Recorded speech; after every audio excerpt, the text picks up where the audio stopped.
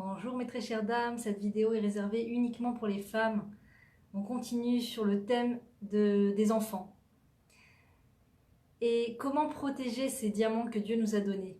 Parce que finalement, c'est ça notre rôle. Nous, notre rôle en tant que parents juifs, c'est de protéger nos enfants. Dieu fait descendre dans ce monde des âmes pures, dans des petits corps tellement mignons. Et tout ce qu'il nous demande, c'est de protéger ces âmes. De protéger ces âmes, de protéger leur corps aussi, de répondre à tous leurs besoins et tous leurs soins, et de protéger leurs âmes de toutes les mauvaises influences. Donc ce sont déjà des âmes accomplies, si l'on peut dire. Et nous, il suffit juste, en fait, notre rôle, c'est de ne pas déranger cette âme dans son devenir, dans sa compréhension de sa grandeur, pour un grand devenir, Bezrat Hashem. Et en effet, ça passe par la protection de l'âme de nos enfants. Alors, ma maman m'a raconté une histoire il n'y a pas longtemps, que j'aimerais vous raconter, vraiment rigolote, mais en même temps qui exprime un petit peu le thème que je voudrais aborder avec vous aujourd'hui. Elle m'a raconté que la fille de l'une de ses amies, qui a à peu près 6 ans, était sur un matelas pneumatique sur la piscine et a demandé à sa maman « Maman, photographie-moi sur le matelas pneumatique ». Sa maman l'a photographiée. Et après, elle lui a dit « Maman, envoie la photo sur le groupe de WhatsApp ». Alors, maman a envoyé la photo sur le groupe de WhatsApp. Et la petite fille, ne pouvant plus se retenir, dit à sa maman « Alors, ils ont réagi? Qu'est-ce qu'ils ont dit, maman? Ils ont vu ma photo? Ils m'ont vu sur le matelas pneumatique ?» Alors, sa maman lui dit « Non, chérie, personne n'a répondu encore. » Alors, la petite fille a dit « Quoi? Mais donne-moi le téléphone. » Et elle a commencé à écrire sur le téléphone. Alors, non, elle a fait un message vocal, elle a dit « Alors, vous m'avez vu sur le matelas pneumatique et vous avez rien dit? Alors, disez quelque chose. » Et là, les gens ont commencé à réagir. « Ah, on a vu la photo, c'est trop mignon. Oh là là, t'es rigolote, t'es mignonne. » Ah ben voilà. Où je veux en venir? Eh bien, nos enfants ne viennent pas au monde avec cette aptitude de vouloir partager aux yeux de tous tous leurs faits et gestes. Ils viennent dans ce monde avec une pudeur innée. Une pudeur, c'est aussi au niveau vestimentaire et aussi une pudeur au niveau de la vie, au niveau de ce qu'ils font. C'est-à-dire qu'ils sont en bonne santé morale et lorsqu'un enfant fait quelque chose, lorsqu'un enfant dessine, lorsqu'un enfant fait un gâteau avec sa maman, lorsqu'un enfant a eu une bonne note à l'école, la première idée qui lui vient à la tête n'est sûrement pas le fait de le crier sur tous les toits pour que tout le monde réagisse. Ça, c'est une maladie de cette dernière génération des temps modernes.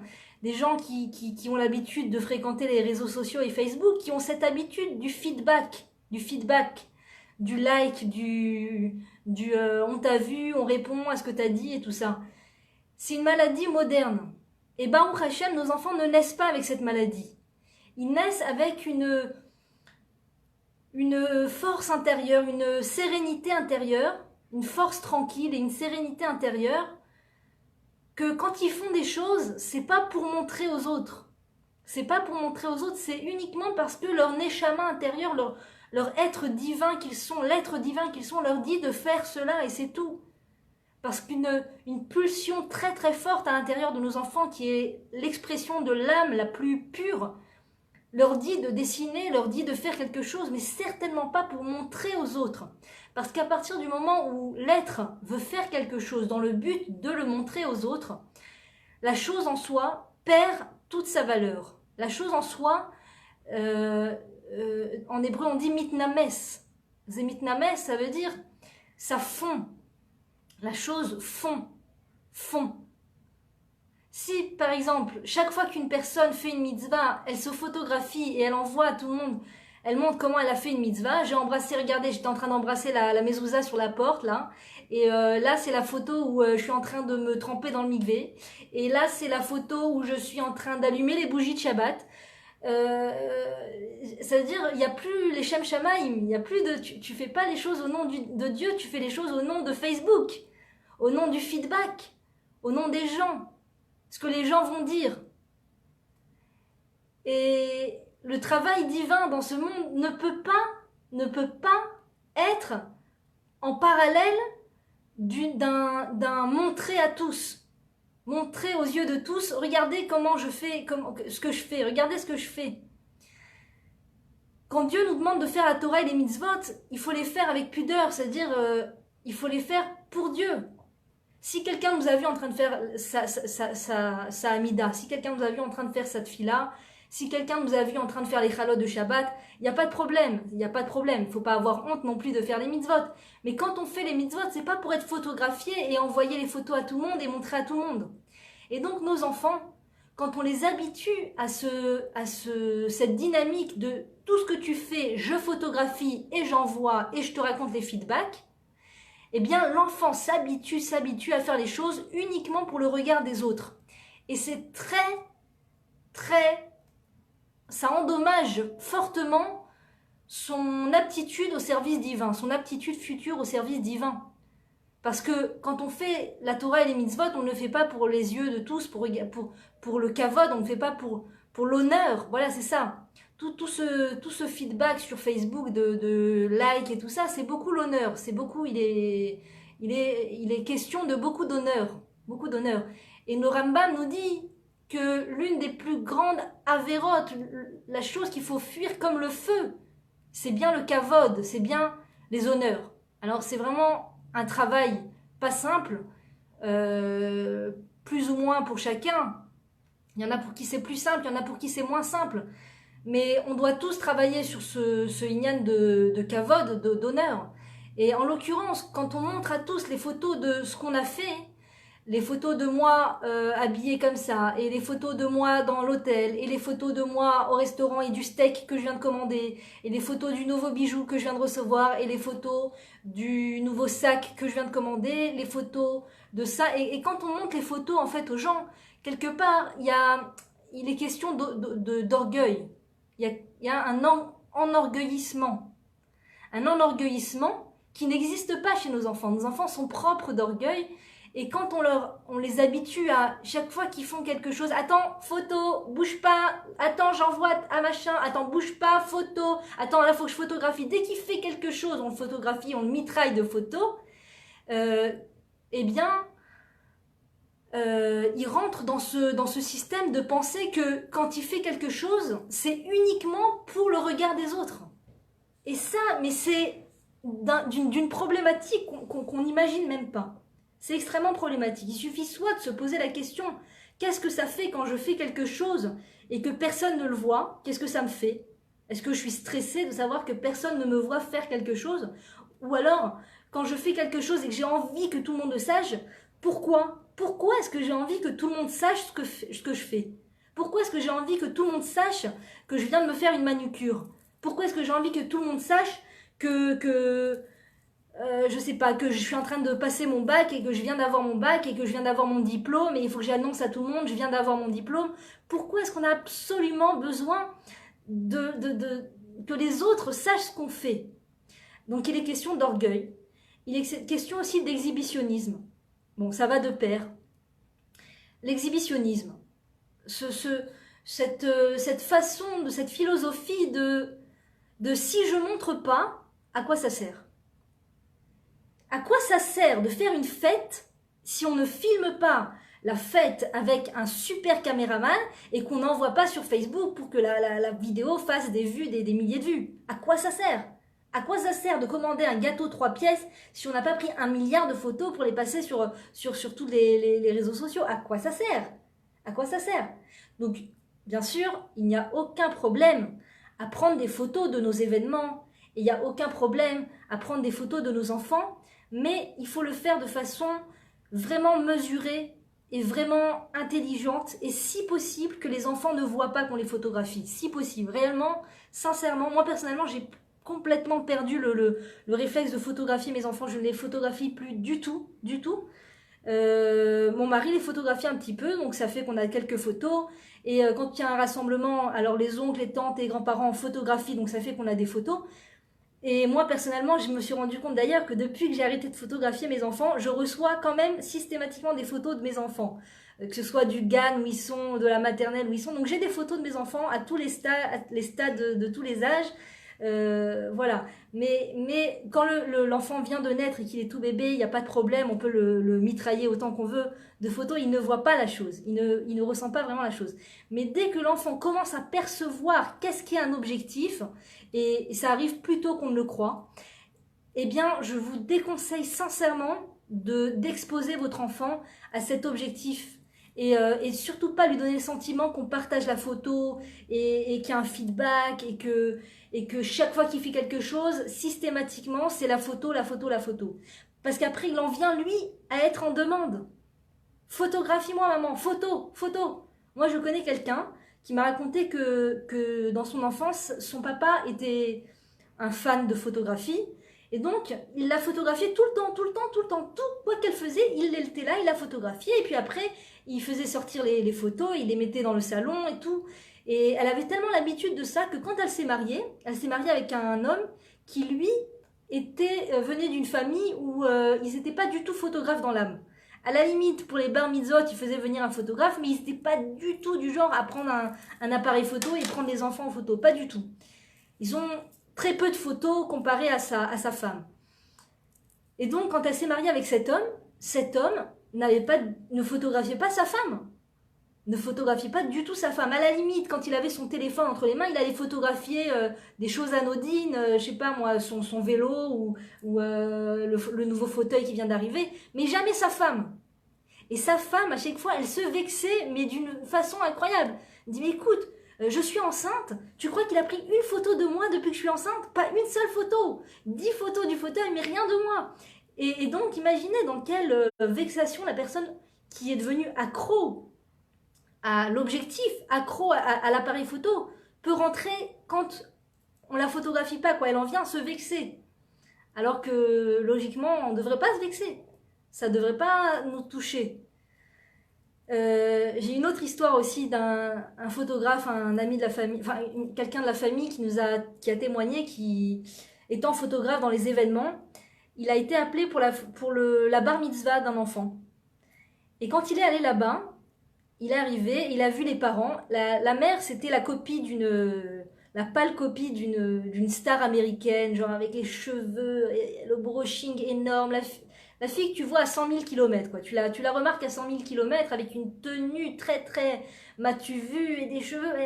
Et quand, la personne nous a raconté, elle a dit, quand je suis arrivée, j'ai cru que c'était sa fête à elle. J'ai cru, je me suis dit non, je me suis trompée, c'est pas la bar mitzvah de l'enfant, c'est son anniversaire, elle est venue fêter ses 50 ans peut-être. Allez savoir.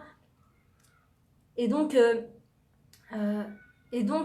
il nous raconte que pendant tout l'événement, la femme n'a pas arrêté de demander à ce photographe de la photographier.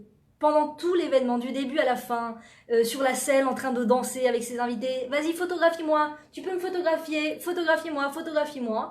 Il a dit c'était comique, parce que la fille, elle prenait tout le tableau. C'était la mère, c'était la bar mitzvah de son fils. Le fils, on l'a à peine vu, à peine on l'a entendu. Et c'était la star, c'était la mère. Donc, cette omnipotence de je prends toute la place et je suis la star, je suis le centre, photographiez-moi, je montre. C'est en fait beaucoup, beaucoup d'exhibitionnisme et beaucoup comment dire, de tourner autour de soi. On est le nombril du monde, quoi. On se prend pour le nombril du monde quelque part et on veut absolument, et après on devient dépendant du regard des autres. C'est-à-dire que si les autres nous ont pas nous ont pas dit quelque chose sur notre tenue, ou si les autres n'ont pas remarqué notre nouvelle tenue, ou si les autres n'ont pas fait attention à nous, ça rend parano après. On devient, tout tourne autour de soi, et la moindre petite atteinte, ou ce qu'on voit comme une atteinte, peut nous toucher fortement. Donc voilà, par rapport aux enfants, pour en revenir aux enfants, il serait bon d'éviter de les photographier, à la limite à leur insu, sans qu'ils le voient. Dans une photographie, par exemple, une photo de famille, tout le monde est là et on passe, on prend la photo, baisez ou on n'en parle pas pendant 3 heures, arrange ton nœud papillon et mets ton pantalon et on va prendre une photo et habille-toi pour la photo et tout. pas trop faire entrer dans l'esprit sain de l'enfant ce fait que on fait les choses pour être vu. Ça rend malade, ça rend les gens malades. Et après, ils perdent leur authenticité. Ils sont plus authentiques, ils sont plus connectés à eux-mêmes, ils sont connectés à leur image. Tu es ton physique te représente. Voilà. Comment donner le meilleur message à l'enfant qu'il n'est que son physique, c'est en ne faisant attention qu'à son physique. Qu'à son physique. Uniquement photographier comment t'es. Ah, quand il s'est bien habillé, alors on le prend en considération et on le photographie, on envoie les photos. Ça veut dire, il fait automatiquement dans sa tête, pour lui, c'est de quoi j'ai l'air. Mon apparence est extrêmement importante. Extrêmement importante. Beaucoup de femmes aussi manquent de confiance en elles et se comportent comme ça pour compenser un manque. Bien évidemment, bien évidemment, bien évidemment. Quand une femme, chacun dans ce monde a besoin de sentir qu'il a sa place. On dit que chaque juif au monde est une lettre dans le Sefer Torah. Chaque juif au monde, d'ailleurs c'est pour cela qu'à la synagogue, quand le Rav sort le Sefer Torah et qu'on montre le Sefer Torah, en fait on doit montrer sa lettre, la lettre de son prénom. On doit essayer de chercher à vue d'œil la lettre de son prénom et la pointer du doigt. Chaque juif dans le monde a sa lettre propre à lui. Et aussi chaque enfant que nous amenons au monde a sa lettre propre à lui. Et donc on a besoin de sentir que on existe. Et chacun le fait à sa manière. Et il y a des manières qui sont cachères, et il y a des manières qui ne sont pas cachères. Il y a des manières qui sont bonnes, comme par exemple donner son avis, dire un Dvar Torah, parler de choses importantes, réaliser des mitzvot, amener des enfants au monde, s'en occuper. On sent que notre lettre de la Torah vient au monde, se dévoile dans ce monde, au travers de notre service divin, de notre façon de faire les chalotes, de notre façon de caresser notre enfant avant qu'il s'endort la nuit, de notre façon de s'habiller pour faire plaisir à notre mari, de notre façon de recevoir les invités, notre façon de dire un Dvar Torah ou de parler, ou notre avis sur la vie, sur les choses. C'est notre lettre dans la Torah, c'est notre façon de nous exprimer. Et parfois, quand on n'est pas conscient qu'on a une intériorité extrêmement riche, qu'on n'est pas conscient qu'on est une princesse, fille de roi, eh bien malheureusement, on va copier les non-juifs, on va copier les peuples qui, eux, n'ont pas toute cette intériorité, n'ont pas toute cette profondeur. Parce qu'une âme d'Israël n'a aucune mesure avec les âmes des peuples.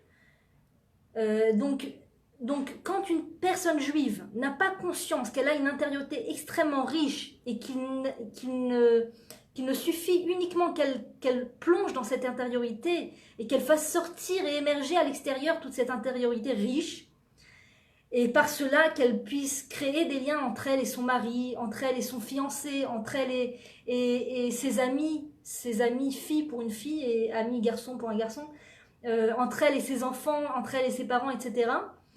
Eh bien, si elle n'est pas consciente de tout cela, malheureusement, elle va compenser par le fait d'attirer le regard physiquement. Et quand on commence une première fois et qu'on voit que ça marche, eh bien, on pourra avoir tendance à recommencer et recommencer. C'est-à-dire que si une personne voit que quand elle a une jupe courte et un décolleté, elle sent que les regards sont plus posés sur elle, elle sent qu'elle attire plus le regard, elle sent que on lui donne de la place, on lui donne de la valeur, en tout cas elle le ressent comme cela. Ça ne veut pas forcément dire que les gens la respectent à l'intérieur. On ne sait pas ce que les gens pensent réellement quand ils voient une personne accoutrée de la sorte. Mais la personne le ressent comme j'attire le regard, donc je me sens exister.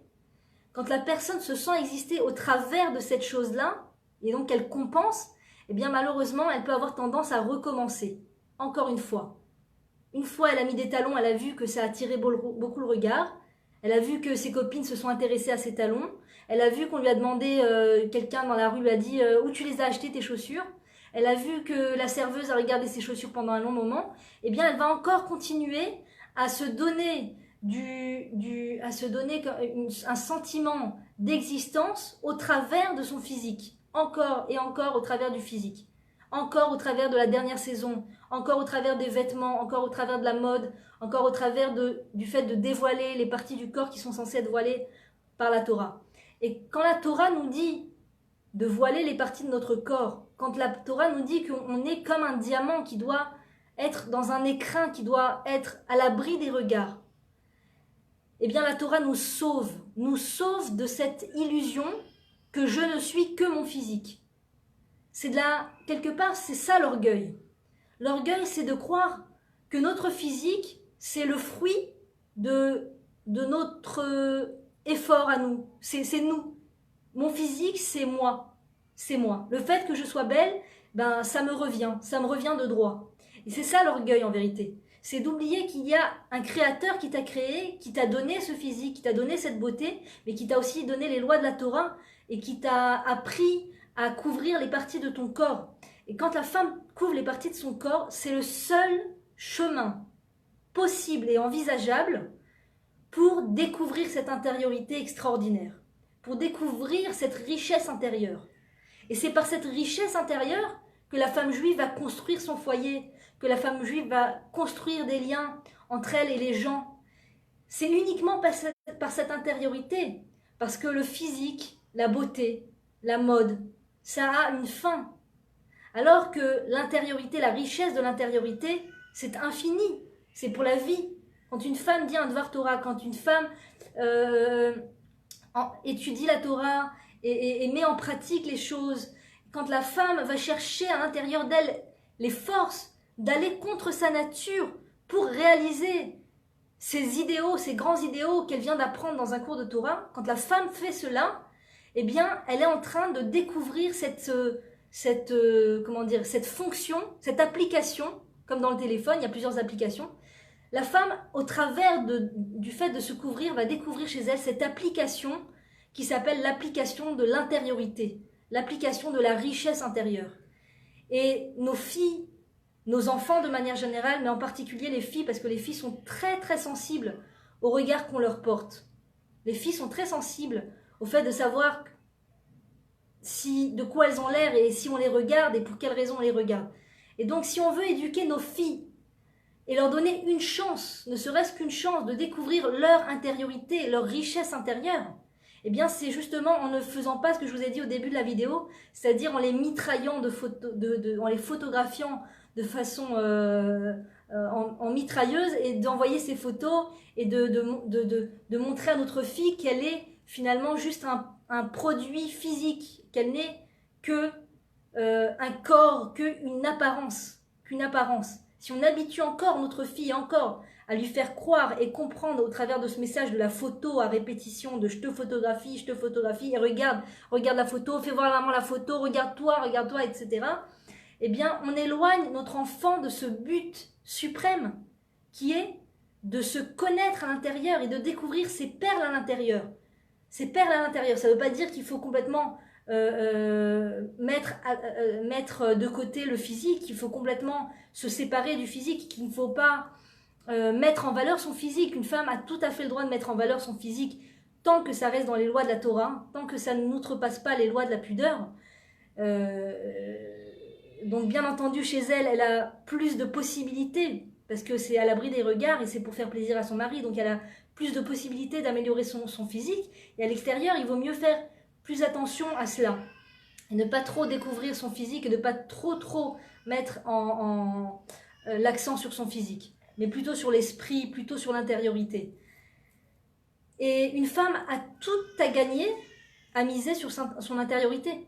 Une femme bémette qui a des amis, qui a un mari, qui a des relations au travers de son intériorité, peut être fière d'elle, peut-être fière d'elle, parce que quand c'est que au travers du physique, il n'y a aucune fierté en cela. Qu'est-ce qu'on a fait? On n'a rien fait pour avoir le physique qu'on a.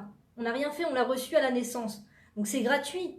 Alors que quand on travaille son intériorité, on a des amis parce qu'on a une bonne intériorité, on a des liens avec les gens parce qu'on a une bonne intériorité, l'honneur quelque part nous revient. ça nous revient de droit. Ces bonnes liaisons qu'on entretient, nous reviennent de droit. Donc, la découverte de cette application qui s'appelle la richesse intérieure n'a lieu qu'au travers de la pudeur, uniquement au travers de la pudeur. Tant que la femme n'est pas encore dans les lois de la pudeur, elle est dans cette illusion que ça s'arrête à son physique, Et même si la femme dit, moi je m'habille pas pudiquement, mais je sais que je suis pas représentée que par mon physique, je sais que j'ai une intériorité aussi, c'est très très difficile de se concentrer sur l'intériorité parce que les gens autour nous font ressentir que notre physique les intéresse, les interpelle, parce qu'on n'a pas caché toutes les parties de notre corps telles que la Torah nous le demande, eh bien les gens nous font miroiter un sentiment que ce qui les intéresse, c'est notre apparence. Et quand ils nous font miroiter cela, c'est très difficile d'aller chercher à l'intérieur ce qu'on a, d'aller chercher la richesse intérieure. Donc pour permettre à nos filles de dévoiler leur richesse intérieure, de découvrir leur richesse intérieure, et au travers de cela d'avoir confiance en elles réellement, eh bien c'est en faisant attention à ne pas les photographier et à ne pas diffuser les photos de nos filles. À très bientôt mesdames, Be'atzlacha.